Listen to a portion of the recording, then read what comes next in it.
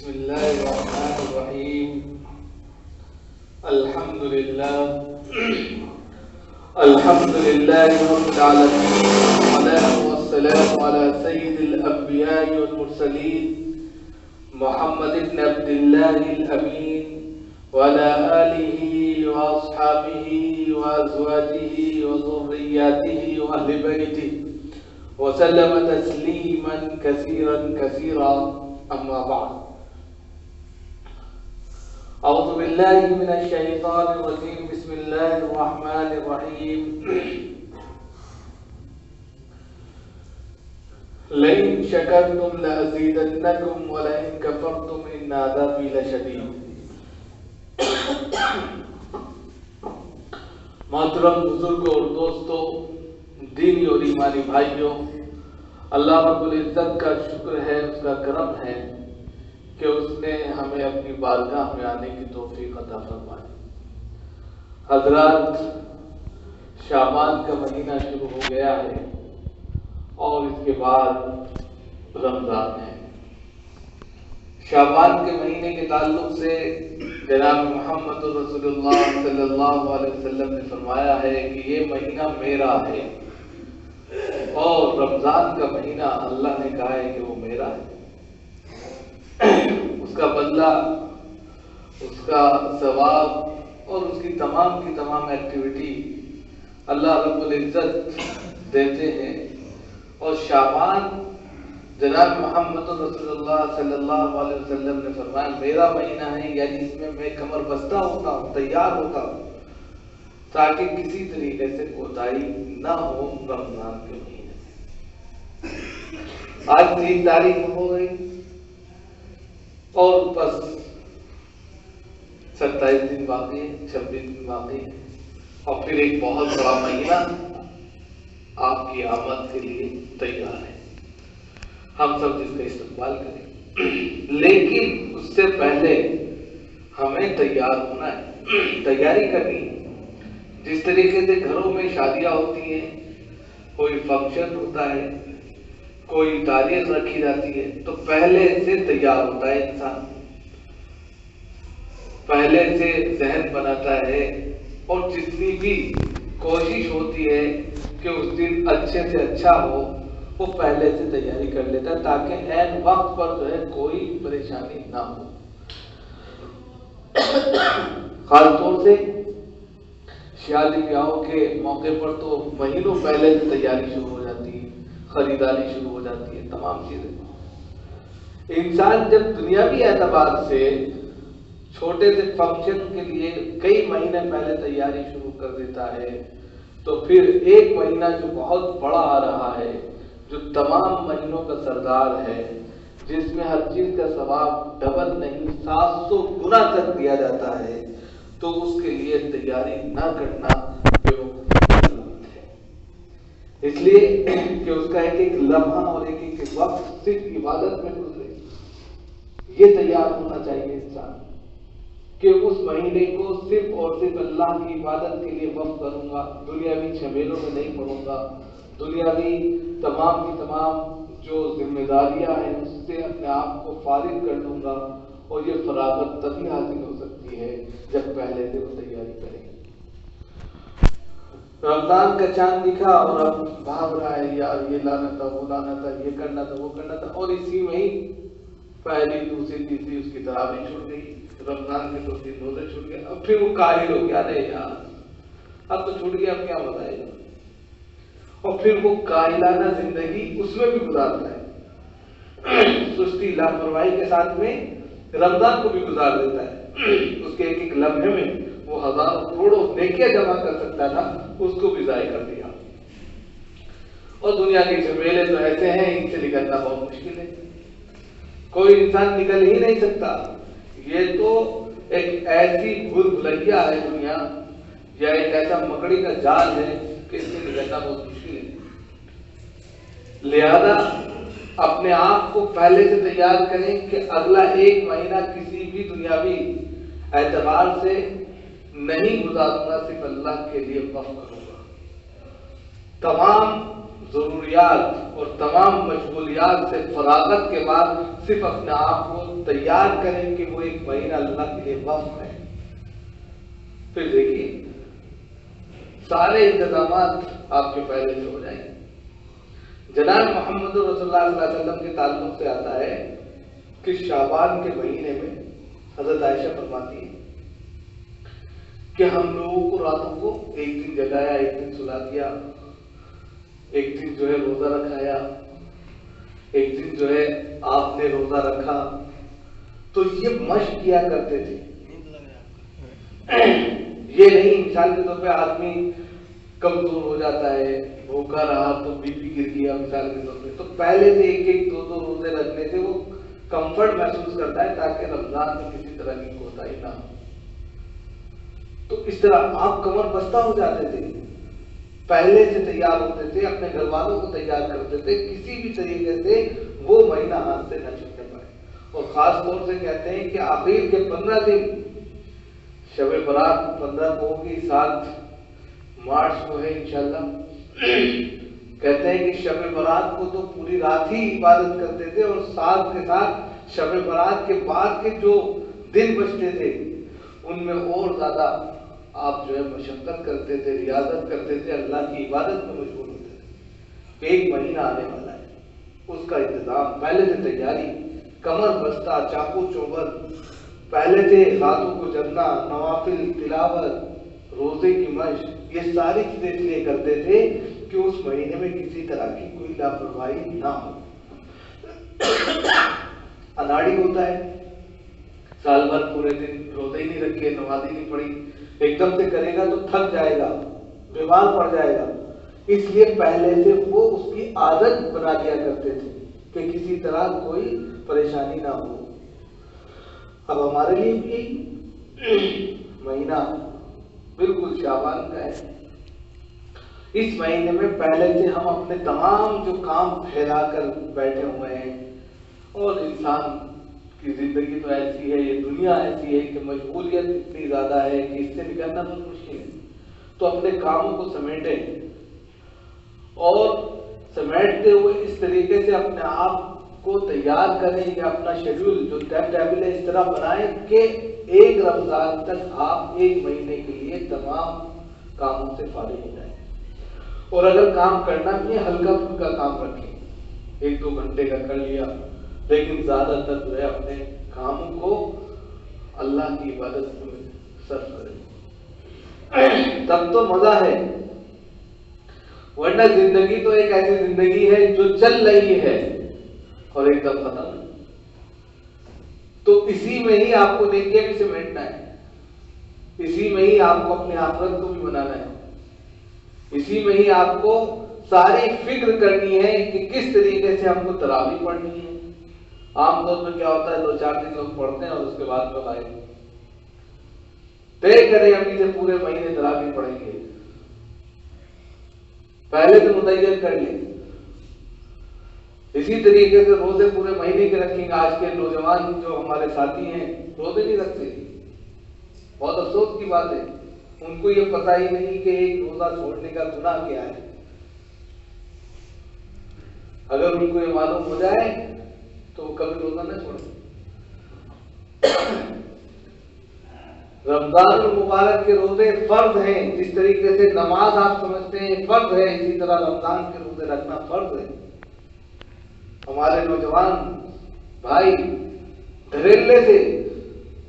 روزہ چھوڑ دیتے ہیں، بغیر کسی تکلیف، بغیر کسی مشقت کے اور بغیر کسی وجہ کے روزہ کھا جاتے ہیں۔ ایک روزہ چھوڑنے کا کفارہ 2 مہینے لگاتار روزہ رکھنا ہے، تب بھی وہ اس روزے کی پورتی نہیں کر سکتا، صرف کفارہ ادا ہوگا، اور بیچ میں اگر چھوڑ دیا پھر لگاتار 2 مہینے جانا، 60 روزے لگاتار ایک روزہ چھوڑنے، یا 60 مسکینوں کو کھانا کھلانا ہے یا کپڑا پہنانا ہے۔ اب آدمی سوچتا ہے کہ چھوڑ دو، کتنا بڑا عذاب مول لے رہا ہے۔ اسی طریقے سے روزہ جو ہے وہ آپ کا نہیں، آپ کے پورے جسم کا ہے۔ عذر میں عام طور پہ ہم نے دیکھا کہ انسان بھوکا رہتا ہے تو غصہ زیادہ آتا ہے، لڑائی کر لی، جھگڑا کر لیا، گالی دے دی، برا بھلا کہہ دیا۔ ابھی سے عادت بنائے کہ ہم باتوں باتوں میں جو تکیہ کلام ہوتا ہے بہت سے لوگوں کی گالیاں دینا، شوق چڑھ گیا، تکیہ کلام ہے ان کا، بات کریں گے تو گالی دے کے کریں گے۔ ابھی سے طے کریں، اپنی زبان کو روکیں کہ گالی نہیں دیں گے، گالی دے کے بات نہیں کریں گے، گناہ سب لے رہے ہیں۔ اسی طریقے سے لڑائی جھگڑا نہیں کریں گے، تھوڑا ایک ایک دو دو دن رک کر دیکھیں کہ ایک وقت کھانا روک کر دیکھیں کہ غصہ تو نہیں آتا، پریکٹس کریں۔ بہت سے لوگ جو ہے جم جاتے ہیں، دو دو تین تین گھنٹے جا کر مشق کرتے ہیں، اپنا پسینہ بہاتے، وہ مشق کیوں کرتے ہیں؟ حالانکہ جب پہلے دن جاتے ہیں دوسرے دن جاتے ہیں پوری باڈی کے اندر پین ہوتا ہے، درد ہوتا ہے، لیکن اس کو جھیلتے ہیں، وہ برداشت کرتے ہیں تاکہ ان کی باڈی اچھی ہو جائے، وہ خوبصورت دکھنے لگی۔ لیکن اللہ کے یہاں اس بدن کی کوئی حیثیت نہیں، اللہ کے نزدیک تو تقویٰ ہے، لہذا اس کے لیے بھی ویسی تیاری کی جائے جیسے جم میں جانے کے لیے تیاری کرتے ہیں۔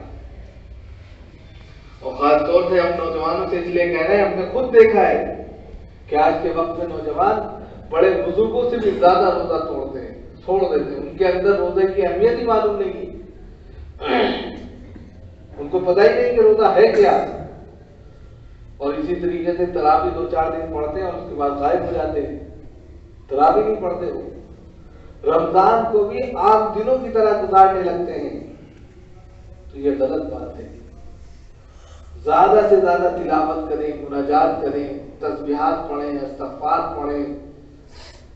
قرآن کی تلاوت کریں۔ قرآن اگر پڑھے لکھے نہیں ہے، جو پڑھا لکھا ہے اس کے پاس جا کر بیٹھ جائیں، وہ جو پڑھ رہا ہے اس کا ثواب جتنا ملے گا آپ کو بھی ملے گا۔ یہ ساری چیزیں کرنے کی ہیں، اللہ کے نزدیک یہ چیزیں بڑی محبوب ہیں۔ اگر نہیں کیا تو وقت تو گزر رہا ہے، اور تیزی کے ساتھ میں جس طرح برف کی سلی ہوتی ہے دھیرے دھیرے پگھل رہی ہے اور احساس نہیں ہو رہا ہے، بالکل اسی طرح زندگی دھیرے دھیرے ختم ہو رہی ہے اور انسان کو خبر نہیں کہ وہ ختم ہو رہی ہے، اس کا وقت کم سے کم تر ہوتا چلا جا رہا ہے، لیکن وہ بے پرواہی میں، لاپرواہی میں، غفلت میں، نادانی میں پڑا ہوا ہے اور دنیا سے بڑی بڑی امیدیں رکھ کے پڑا ہے، اور پھر موت کا ایک جھونکا آتا ہے اور ساری دنیا اس کی کافر ہو جاتی ہے۔ تو اس کے لیے ابھی سے تیار ہو جائے۔ ساتھ ہی ساتھ ہم یہ بھی آپ کے سامنے عرض کرنا چاہیں گے کہ شب برات ایک بڑی رات ہے، 15 شعبان کی رات جو ہوتی ہے وہ شب برات ہے، جو انشاءاللہ اس سال جو ہے 7 مارچ کو ہوگی، اور 8 کو ہولی ہے یہاں پر ہندوستان کے اندر۔ عام طور پر شب برات اور ہولی کا کانسیپٹ ادھر کئی سالوں سے دیکھنے کو مل رہا ہے کہ قریب قریب ہی رہتا ہے۔ ہمارے جو نوجوان بھائی ہیں، نئے ہمارے نئی نسل ہے، وہ ہر چیز کو ایک روشن خیالی کے ساتھ دیکھنا چاہتی ہے۔ پہلے انسان قبرستان جاتا تھا عبرت حاصل کرنے کے لیے، اب قبرستان اگر آپ جائیں اس رات میں تو میلے ٹھیلے کی وجہ سے جاتا ہے، وہاں جا کر اس کو عبرت کیا، اس کو تو مزہ آتا ہے، وہ سوچتا ہے کہ پوری رات میں کوئی مزہ کریں گے، وہ عبرت لینے نہیں جاتا۔ اگر آپ پچھلے چند سالوں کا ریکارڈ اٹھا کر دیکھیں اور جو بڑے بڑے قبرستان ہیں، ایشباغ ہے، ڈالی گنج ہے، ان قبرستان میں جا کر دیکھیں اور کس طریقے سے اس کو چراغاں کیا جاتا ہے، کس طریقے سے روشن کیا جاتا ہے، پورے خاندان گھروں سے نکل کر پوری رات وہاں گزارتے ہیں، اور کس طریقے سے وہ وہاں پر پکنک مناتے ہیں، وہ خود باعث عبرت ہے، وہ عمل باعث عبرت ہے۔ قبرستان ایک ایسی جگہ ہے جہاں انسان جائے تو اس کا دل کانپ جائے، اس کے ایمان میں حرارت پیدا ہو، جہاں اس کو جو دماغ یہ خود بیل بجا دے، گھنٹی بجا دے کہ کل تیرا یہی انجام ہے، کل یہی تیرا ٹھکانا ہے، جس کے لیے تجھے کام کرنا ہے، وہاں جا کر پکنک کرنا، پھولوں کی چند پتیوں سے چھڑکاؤ کر کے اور اگربتی اور عطر کی تھوڑی سی دھونی دے کر وہاں مزے سے کل کا ورد کر کے کھانا اور پینا، یہ سب غلط ہے۔ جو لوگ اس طرح کرتے ہیں ان کو چاہیے کہ وہ یہ نہ کرتے ہوئے اپنے گھروں میں رہ کر تلاوت کریں، اپنے جو اعزا وقاری میں جو اس دنیا سے چلے گئے ہیں ان کے لیے دعائے مغفرت کر لیں، قبروں کے اوپر بیٹھ کر کیا آپ کر لیں، اور پھر خواتین کو لے جا کر پھر وہاں کھانا پینا لے جا کر، تو وہ تو ایک پکنک ہو گئی، آپ مزہ کرنے کی جگہ ہو گئی۔ پارک اور قبرستان میں کوئی اس دن فرق نہیں رہتا، جس طرح پارکوں میں انسان جاتا ہے تھوڑا سا مزہ کر لیں، تھوڑی سی باہر کی فضا لے لیں، اس رات میں جا کر وہاں میلے ٹھیلے لگے رہتے ہیں، خوب گڑ چھلے اڑائے جاتے ہیں، اور انسان سوچتا ہے کہ اب تو قبرستان ہے۔ اور دلیل کیا پیش کرتا ہے کہ جناب محمد رسول اللہ صلی اللہ علیہ وسلم بھی 15 شعبان کو قبرستان آئے تھے، لیکن حقیقت اس کو معلوم نہیں۔ جناب محمد رسول اللہ صلی اللہ علیہ وسلم صرف ایک بار جنت البقیع گئے ہیں اس رات میں، دوسری مرتبہ نہیں گئے، لیکن اس ایک بار کے جانے پر آپ نے اس کو اپنی زندگی کے لیے وظیفہ حیات بنا لیا کہ نہیں جانا ہے۔ جناب محمد رسول اللہ صلی اللہ علیہ وسلم نے پابندی کے ساتھ 63 سال تک جب سے ان کو نبوت ملی، اس کے بعد سے لے کر جب سے نماز فرض ہوئی، آپ نے ایک لمحہ نماز قضا نہیں کی، اس کے لیے غائب رہتے ہیں۔ 40 سال کے بعد جب سے نماز فرض ہوئی، 63 سال تک کوئی نماز آپ کی قضا نہیں ہے، لیکن ہمارے نوجوان اس سے دور رہتے ہیں، کبھی سجدہ ریزی کی توفیق نہیں ہوتی، لیکن زندگی میں ایک بار آپ قبرستان چلے گئے تو آپ یہ سوچتے ہیں کہ یہ جانا فرض ہے، اگر نہیں جائیں گے تو پھر ایمان ختم۔ یہی افراط اور تفریط کا شکار ہے۔ جن چیزوں میں ہمیں پابندی کرنی چاہیے، جن چیزوں میں ہمیں دل لگانا چاہیے، جن چیزوں میں ہمیں ضرورت ہے کہ اس سے ہم کمر بستہ ہو جائیں، ان سے ہم دور ہوتے ہیں، اور جن چیزوں کو ہمیں دور کرنا چاہیے، کبھی چلے گئے کبھی نہیں گئے، ان چیزوں کو ہم پابندی سے کرتے ہیں۔ یہی ایمان اور اسلام کو ایک ایسے نظریے کے ساتھ پیش کر دیا گیا ہے جو روشن خیالی ہے، جس کو میں نے کہا کہ دیکھا دیکھی انسان عمل کرنے لگا، حقیقت کے پردے میں کیا چیز ہے اس سے وہ بے خبر ہے،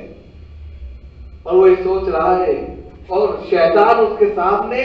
وہ تمام چیزوں کو مزین کر کے پیش کر رہا ہے کہ یہ دین ہے، اور دین کے نام پہ کھلواڑ کر رہا ہے، اور لوگ اس دن دین سمجھتے ہوئے کھلواڑ کا شکار ہو گئے۔ ایسا نہیں، اسلام بہت سادہ مذہب ہے، بہت پاکیزہ مذہب ہے، اور بہت ہی جامع مذہب ہے، ہر چیز کی تعلیم اس کے اندر موجود ہے۔ وہ آپ سے اس طرح کی کھلواڑ نہیں چاہتا، وہ تو آپ سے صرف آپ کی للہیت چاہتا ہے، خوشنودی چاہتا ہے کہ آپ کا عمل آپ کو اور آپ کے رب کو، اللہ کو پتا ہو، دنیا داری کرنا اس کا شیوا نہیں ہے۔ ہم ہر چیز کو دنیا داری کے فریم میں ڈال کر اور اس کے ٹائٹل میں پرو کر دنیا کے سامنے لانا چاہتے ہیں، تو پھر اس کا تعلق اللہ سے نہیں ہوتا، دنیا سے وابستہ ہو جاتا ہے۔ اور اسلام جو بھی عمل کرتا ہے، چاہے آپ نے ایک دانہ کسی کو دیا، چاہے آپ نے ایک مرتبہ سبحان اللہ کہا، اس کا تعلق صرف آپ کے رب سے ہو، اس کی خوشنودی اور اس کی رضا صرف آپ کے رب سے ہو، تو یہ چیز اللہ کے نزدیک زیادہ محبوب ہے کہ آپ لاکھوں کروڑوں روپے دے دیں، 10 قرآن پڑھ ڈالیں، لیکن دکھاوے کیے ہوئے لیے ہوں تو وہ آپ کے منہ پر پھینک کے مار دیا جاتا ہے، کوئی فائدہ نہیں اس کا۔ تو یہ تمام چیزیں آپ ہم سب کو اپنے ذہن میں رکھتے ہوئے آگے کا جو سفر ہے کرنی چاہیے۔ پہلے سے رمضان کے لیے کمر بستہ ہوں، اور یہ جو راتیں آ رہی ہیں ان میں بھی کبھی کبھی جگ کر اللہ کو یاد کریں تاکہ رمضان کے لیے تیاری ہو. اور انشاءاللہ آگے باتیں ہوں گی شعبان کے تعلق سے. 15 شعبان پر پورا ایک انشاءاللہ اس پر آرٹیکل آئے گا تو اس کو بھی آپ سمجھیں کہ وہ کیا حقیقت ہے اور اس حقیقت کے پردے میں رہ کر آپ زندگی جئیں, دنیا داری کے پردے میں آ کر زندگی نہ جئیں. اللہ تعالیٰ ہم سب کا عمل بھی کرے.